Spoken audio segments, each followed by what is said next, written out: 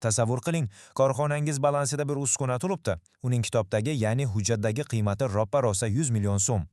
Lekin bir muammo bor. Agar uni hozir bozorga olib chiqib sotsangiz, qo'lingizga tegadigani atagi 80 million so'm bo'ladi. Yana bir variant ham bor. Agar bu uskunani sotmasdan o'zimiz ishlatishda davom etsak, u kelajakda bizga jami 90 million so'm foyda keltirishi mumkin. Xo'sh, siz moliya mutaxassisi sifatida qaysi raqamni tanlashingiz kerak? 80 millionnimi yoki 90 millionni? Va eng asosiysi, bu uskunadan qancha zarar ko'rsatish kerak o'zi? Agar shu savollar sizga qiziq bo'lsa, demak siz to'g'ri joydasiz. Chunki bugungi darsimizda siz aynan shu kabi muammolarni hal qilishni o'rganasiz. Biz mulkning qoplanadigan qiymati nima ekanligini tushunib olamiz va qadrsizlanish zararini xalqaro moliya standartlari, ya'ni IFRS talablariga muvofiq qanday aniqlashni ko'rib chiqamiz. Nazariyani esa Lochin korxonasi misolida amalda qo'llab, bilimlaringizni yanada mustahkamlab olamiz.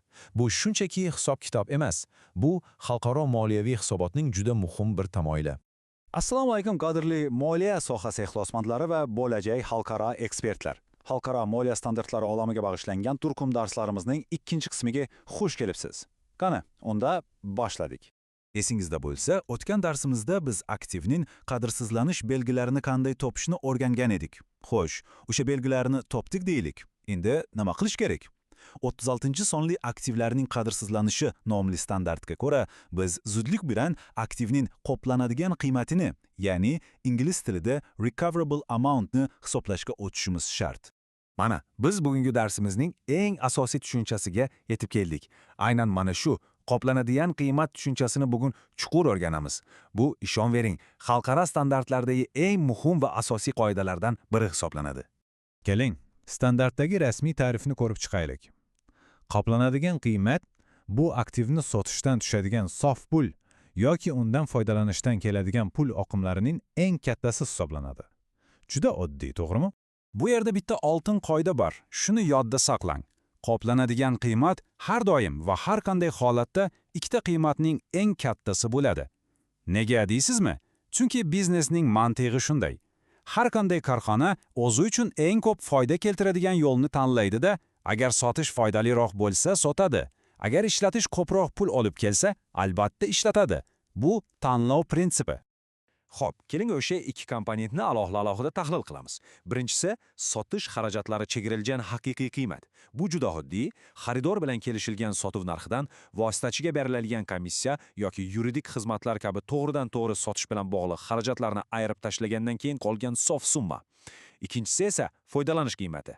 Bu degani, agar biz aktivni sotmasdan o'zimiz ishlatishda davom etsak, u kelajakda bizga qancha pul olib keladi degani. Muhim jihati, xalqaro standartlar kelajakdagi bu pullarni bugungi kunga qiymatiga keltirishni, ya'ni diskontlashni talab qiladi. Ana endi foydalanish qiymatini hisoblayotganda bir nozik, lekin juda muhim qoidaga e'tibor berishingiz kerak. Biz faqat aktivning hozirgi, aynan bugungi kundagi holatini hisobga olamiz. Uni kelajakda ta'mirlab, kuchaytirib, undan keyin keladigan qo'shimcha daromadlarni hisob-kitobga qo'shish qat'iyan mumkin emas. Bu standartning juda qat'iy talabi. Hurmatli do'stlar, agar ushbu ma'lumotlar sizga foydali bo'layotgan bo'lsa, ushbu bilimlarni sizga berish uchun mehnat qilayotgan video ijodkorlari uchun like bosib qo'ying va bundan da sifatli ma'lumotlarni o'tkazib yubormaslik uchun obuna bo'lishni unutmang. Yaxshi, nazariy qismda ancha tushunib oldik shekilli, endi esa bularning hammasini bitta aniq misolda ko'rib chiqib, bilimlarimizni mustahkamlab olamiz.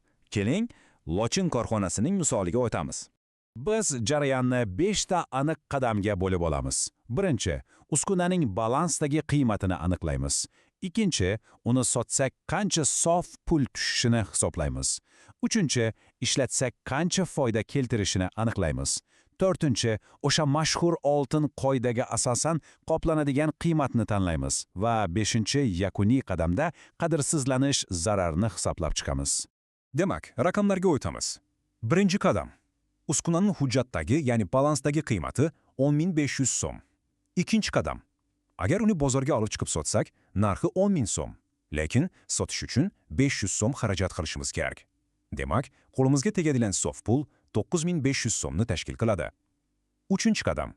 Agarda uskunani sotmay, o'zimiz ishlatishda davom etsak, undan keladigan foydaning bugungi kundagi qiymati 9.000 so'mga teng. Xo'sh, endi savol sizga. Oltin qoidani eslangchi. Qoplanadigan qiymat qaysi biri bo'lishi kerak? 9500 so'mmi yoki 9000 so'mmi? Bir o'ylab ko'ring. Albatta, 9500 so'm. Chunki oltin qoidamiz bo'yicha biz har doim ikkisidan kattasini tanlashimiz shart. Demak, Lochin korxonasi uchun ushbu uskunaning qoplanadigan qiymati aniq 9500 so'm. Va nihoyat, so'nggi 5-qadam. Endi qadrsizlanish zararini hisoblaymiz. Qarang, uskunamizning hujjatdagi narxi 10500 so'm edi. Biz hisoblagan qoplanadigan qiymat esa 9500 so'm chiqdi. Balans qiymatidan qoplanadigan qiymatni ayiramiz va o'rtadagi 1000 so'm farq mana shu korxonaning qadrsizlanish zarari hisoblanadi.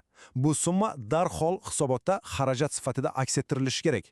Mana shunday qilib bugungi hisob-kitobimizni ham yakunladik. Lekin hayotda hamma narsa bunchalik oson bo'lmaydi, to'g'rimi? Bir savol tug'iladi. Agar korxonadagi bitta dona uskunaning o'zi alohida qancha pul olib kelishini aniqlashning umuman iloji bo'lmasa-chi? Tasavvur qiling, katta bir zavodda o'nlab uskunalar bir-biriga bog'liq holda ishlaydi. Unda nima qilamiz? Ana o'sha murakkab muammoning yechimini biz keyingi darsimizda, ya'ni pul ishlab chiqaruvchi birliklar yoki qisqacha CGU mavzusida batafsil yoritib beramiz. Bu juda qiziqarli va muhim dars bo'ladi. O'tkazib yubormang. Keyingi darsimizgacha esa an'anamizga ko'ra siz uchun kichik bir amaliy topshiriq. Parvoz korxonasining kompyuter tarmog'i balansda 50 ming so'm deb ko'rsatilgan. Uni bozorda sotadigan bo'lsa, qo'liga 40 ming so'm sof pul tegadi. Agar ishlatishda davom etsa, bu tarmoq 45 ming so'mlik iqtisodiy foyda keltiradi. Savol: xalqaro moliya standartiga asosan ushbu aktivning qoplanadigan qiymati qancha va qadrsizlanish zarari necha so'm bo'lishi kerak? Javobingizni hoziroq kommentariyada yozib qoldiring. To'g'ri va eng tezkor javobni topgan dastlabki 3 ta ishtirokchining ismini keyingi videoda e'lon qilamiz. Fikrlaringizni kutib qolaman. Keyingi videoda ko'rishguncha. Agar video yoqqan bo'lsa, like va obuna bilan bizni qo'llab-quvvatlash esingizdan chiqmasin. Biz bilim beramiz, sizdan esa ozgina e'tibor kifoya. Omon bo'ling.